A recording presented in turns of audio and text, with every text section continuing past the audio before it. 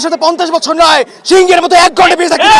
আমি নিজে একজন রোজা থেকে আসছি, এই সরকার যতক্ষণ পর্যন্ত না পদত্যাগ করবো ততক্ষণ পর্যন্ত আমি কন্টিনিউ রোজা থেকে যাইমু। আমরা স্পটে দাঁড়ায় কলম ধরতেছি, ওই হাতে আমরা অস্ত্র তুলতেছি না, আমরা অস্ত্র নিতেছি না। আমরা যদি এতগুলো ছাত্রছাত্রী অস্ত্র নেই, তো সরকার কি থাকতে পারবে?